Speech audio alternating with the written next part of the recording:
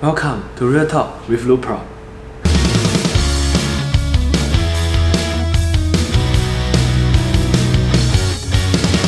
Hello everybody, this is Louis from LoukProp and welcome to another episode of Real Talk with LoukProp. Now, since our last video, we actually talked about the current cooling measures in Singapore and how they apply to you, right? However, right, due to the property market in Singapore still being very resilient, very buoyant, even amidst all this COVID-19 induced recession, right, there have been talks by analysts and even hinted a little bit by the government, right, that there may be new cooling measures and property curbs to be introduced within this year.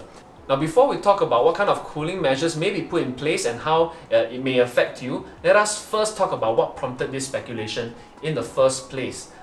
The government has been keeping quite close tabs on the property market in the past few months, basically because prices in 2020 have been defying expectations all around, especially during this COVID-19 induced recession. Overall, private home prices in Singapore have seen a 2.2% increase in prices in 2020, driven mainly by non-landed residential properties. If you're talking about things like private condominiums, and apartments, right, they have seen a 2.5% increase in prices in 2020. And if you're talking about HDB market, it has seen even a 5% increase in price, the highest and steepest growth since 2012. And we have been seeing a lot of those $1 million HDB homes that have been sold in the last 2020 year. So the real question is, why has the property market been so resilient? Now, we have boiled it down to three major reasons. Now, the first one is this. In 2020 and 2021, there will be a record-breaking 50,000 new HDB that will be reaching their minimum occupation period, the MOP period of 5 years. Right? This will cause an influx of HDB upgraders, and it has proven so in 2020 and will again prove to be one of the major reasons in 2021. The second reason is due to the 2017 and 2018 en bloc frenzy. Now, this has caused the en bloc owners to come back into the property market armed with a lot of cash from their en bloc sale.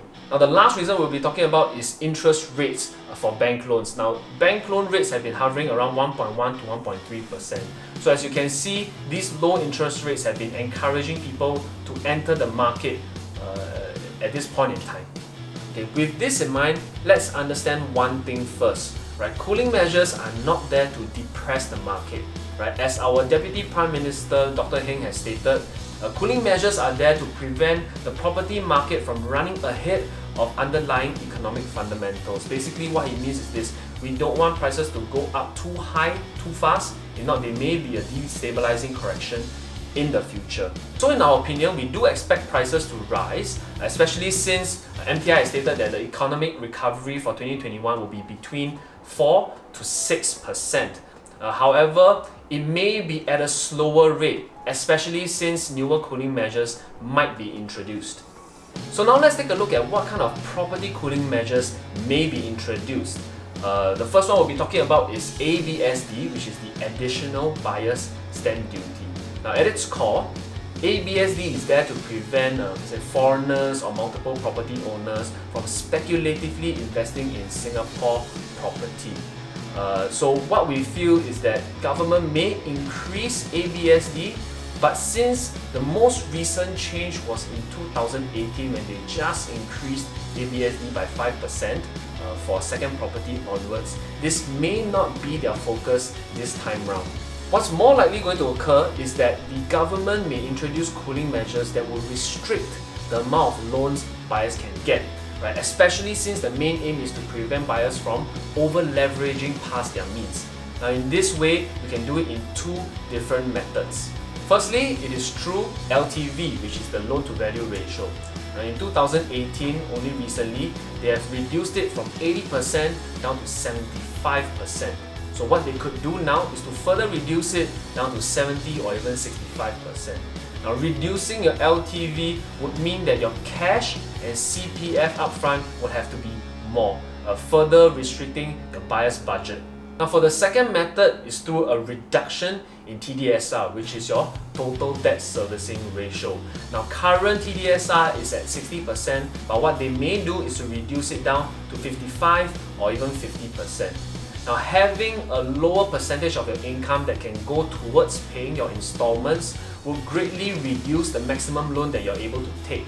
This is the reason why we believe that this will have a bigger impact on middle to low income families, because the higher income families will still be able to get a bigger, a more substantial loan, even if TDSR is reduced. Now, although some analysts have remarked that the economic conditions such as lower interest rates or recovering economy from pandemic may cause the government to act and intervene earlier, however, some observers out there feel that these cooling measures may not come so soon. Right? Why? Because much of the 2.2% increase in 2020 price increase have been largely due to the fourth quarter price growth of about 2.1%.